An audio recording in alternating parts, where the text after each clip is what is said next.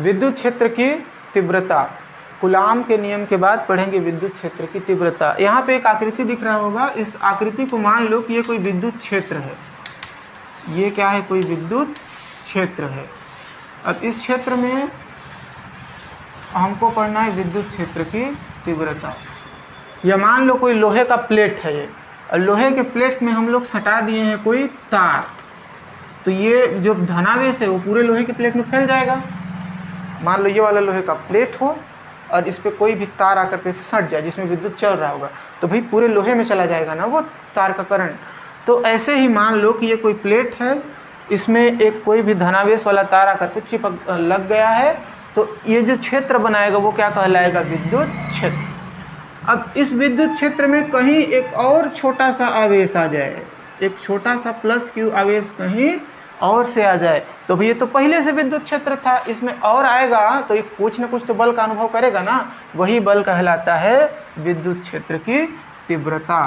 तो यहाँ पे विद्युत क्षेत्र की तीव्रता, तीव्रता बराबर क्या हो जाएगा? तीव्रता बराबर हो जाएगा बल बटा आवेश। तीव्रता पे दो चीज़ आ रहा है, एक तो आ रहा है बल और दूसरा आ रहा है आवेश। तीव्रता को दर्शाते हैं ई से, बल को दर्शाते हैं एफ से, और आवेश को किससे दर्शाएंगे? क्यू से, छोटा वाला क्यू का उपयोग करते हैं, आवेश को दर्शा देंगे क्यू से। तो ये हो जाएगा तीव्रता का सूत्र। तो इस परिभाषा को हम लोग दूसरे रूप से भी लिख सकते हैं क्या? इसका दूसरा रूप क्या हो सकता है? इसका दूसरा रूप ये हो सकता है कि किसी भी चालक द्वारा अनुभव किया गया बल तथा आवेश के अनुपात को, बटा को अनुपात बोलते हैं, तो बल तथा आवेश के अनुपात को तीव्रता कहते हैं। बल तथा आवेश के अनुपात को क्या बोलेंगे? तीव्रता। बल तथा आवेश के अनुपात को तीव्रता कहते हैं। अब इसका देखेंगे मात्रक कि भी मात्रक क्या होता है विद्युत क्षेत्र की तीव्रता का।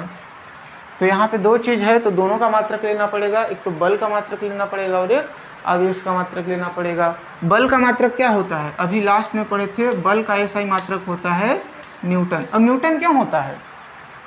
बल का मात्रक न्यूटन ही क्यों होता है? न्यूटन साइंटिस्ट थे, गुरुत्वाकर्षण का खोज उन्होंने ही किया था। गुरुत्वाकर्षण भी एक प्रकार का बल है, तो उन्होंने अपने नाम के आधार पर दे दिया था कि बल का मात्रक आज से क्या हो जाएगा? न्यूटन हो जाएगा। आवेश का खोज किसने किया था? कूलाम ने। तो कूलाम ने दे दिया था अपने नाम पे आवेश का मात्रक। कूलाम एक साइंटिस्ट का नाम है। तो तीव्रता का मात्रक बल के लिए हो जाएगा न्यूटन और आवेश के लिए हो जाएगा कूलाम। तो इसको हम लोग लिख सकते हैं न्यूटन प्रति कूलाम। न्यूटन प्रति कूलाम, ये हो जाएगा विद्युत क्षेत्र की तीव्रता का एसआई मात्रक। चलो इतना को फिर लिख लो, फिर अगला चीज़ पढ़ेंगे।